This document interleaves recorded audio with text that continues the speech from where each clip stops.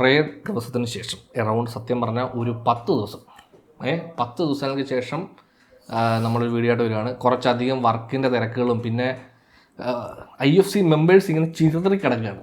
ഒരാൾ അങ്ങ് കുംഭമേള കാണാൻ പോയിരിക്കുകയാണ്. അത് ക്യാമറ എടുത്തോട്ട് പോയി. അതെ, അതുകൊണ്ട് ക്യാമറ ഇല്ല ഞങ്ങൾക്ക് ഷൂട്ട് ചെയ്യാൻ. ഇതാണെങ്കിൽ ഒരു പഴയ ക്യാമറ, ഇവിടെ പൊടി പിടിച്ച് ഫംഗസ് പിടിച്ച് കിടന്നൊരു ക്യാമറ എടുത്തിട്ടാണ് നമ്മളിത് ഷൂട്ട് ചെയ്യുന്നത്. സോ പിക്ചർ ക്വാളിറ്റിയിൽ ചെറിയ വ്യത്യാസമുണ്ടാവും. ഇന്ന് നമ്മൾ വന്നിരിക്കുന്നത് എമ്പുരാൻ്റെ ടീസർ കാണാൻ വേണ്ടിയാണ്. ഈ വർഷത്തെ ഏറ്റവും മോസ്റ്റ് റേറ്റഡ് മൂവിയുടെ ടീസർ. അതെ, ടീസർ വന്നിരിക്കുകയാണ്. നമുക്ക് ടീസർ കണ്ടു നോക്കാം. ഓക്കെ, ലാംഗ്വേജ് ഓപ്ഷൻ ഉണ്ട് കേട്ടോ. Qaraqosh the ghost town, northern Iraq. Quality ഒന്നും പിക്ചറിൻ്റെ ലൈറ്റിങ് കാണാം. എന്തെങ്കിലും ഒരിക്കൽ നിനക്ക് ചുറ്റുമുള്ളതൊക്കെ തകർന്നു എന്ന് തോന്നിയാൽ അന്ന് അച്ഛനില്ലെങ്കിൽ നിനക്ക് സഹായം ചോദിച്ചു എല്ലാവരും ഒരാളെയില്ല. സ്റ്റീഫൻ.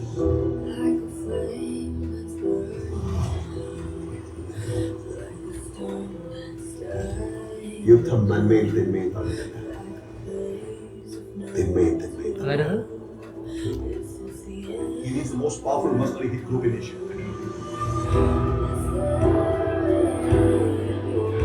ലോകത്ത് എല്ലായിടത്തും presence. Sir, we have the entire book of Kabunga Carter. is in one place. This is our choice. Shall we move in?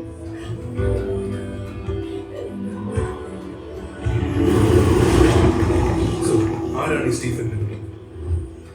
ഹിന്ദുക്കൾക്ക് ഇവൻ മഹിരാവ്, ഇസ്ലാമിന് ഇബ്ലീസ്, ക്രിസ്ത്യാനികൾക്കിടയിൽ ഒരു പേര് Lucifer. He's coming back. Abraham, Qureshi, Abraham.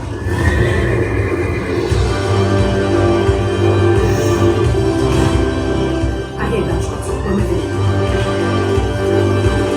Abraham.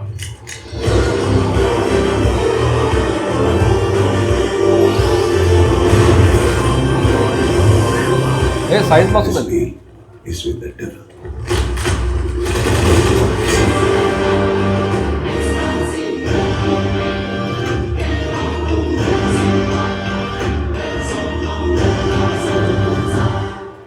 बस एक इशारा भाईजान, बस एक इंतजार आएगा.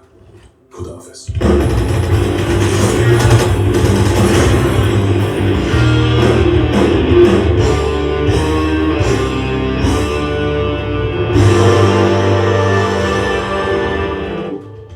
മാർച്ച് 27.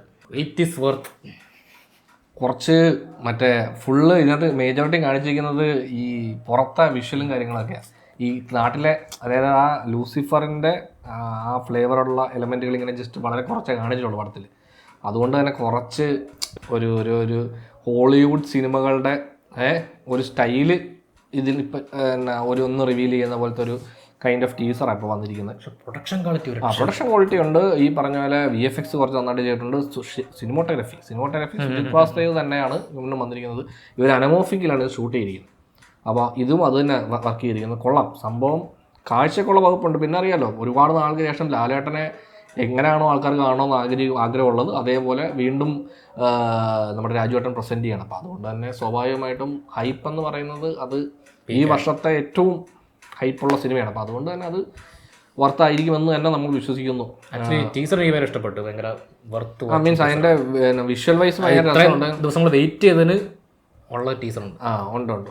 എനിക്ക് ഇത് മാത്രമേ ഉള്ളൂ, മറ്റേ ഈ വിഷ്വലി കുറച്ച് ഫോറിൻ പടത്തിൻ്റെ അല്ലെ മീൻസ് ആ ഫോറിൻ സ്ഥലത്താണ് കൂടുതലും ഈ കഥ. എനിക്കൊന്ന് കഥ മെയിനായിട്ട് കൂടുതൽ നടക്കുന്നത് അവിടെ ആയിരിക്കും തോന്നുന്നു. Iraq, northern Iraq.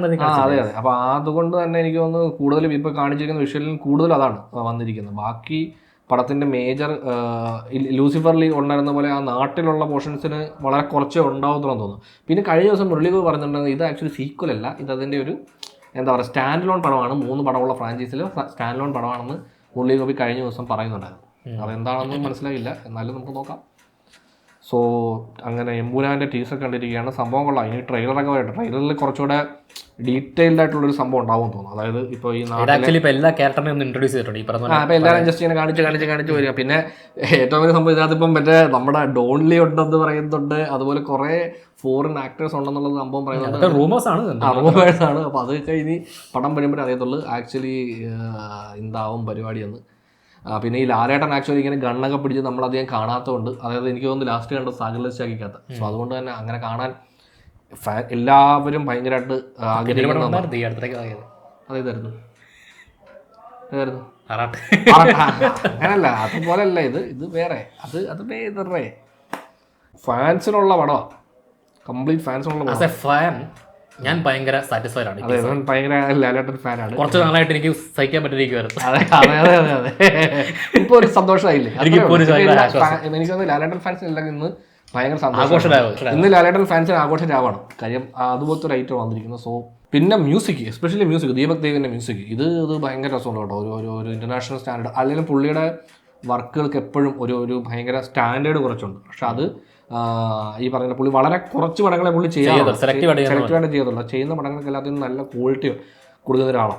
സോ അത് ഇതിനകത്തും കാണാൻ പറ്റുന്നുണ്ട്. ലൂസിഫറിലെ വർക്ക് ഭയങ്കര കിടിലനായിരുന്നു. അത് അതിൻ്റെ ഒരു 3 മടങ്ങ് മേളിൽ നിൽക്കുന്ന പോലത്തെ പരിപാടിയായിരിക്കുന്നത്. അപ്പോൾ ഇനി ഏതായാലും ട്രെയിലർ വരട്ടെ. ട്രെയിലർ വരണം. March 27 release. അപ്പോൾ നമുക്ക് ഒരു മാസം കൂടെ, ഒന്നര മാസം കൂടെ ഉള്ളൂ. അടുത്ത മാസം ട്രെയിലർ. അതെ, ട്രെയിലർ ഇനി ഉടനെ ഉണ്ടാവും. എന്ത് പറഞ്ഞാലും മലയാളത്തിൽ ഇത്രയും പ്രൊഡക്ഷൻ ക്വാളിറ്റി ഉള്ളൊരു സിനിമ ലൈക്കൊക്കെ വന്ന് അതെ. അപ്പോൾ അതുകൊണ്ട് തന്നെ അപ്പോൾ ഏതായാലും പടം വരട്ടെ. ഫസ്റ്റ് ഷോ ആയിരിക്കുമല്ലോ.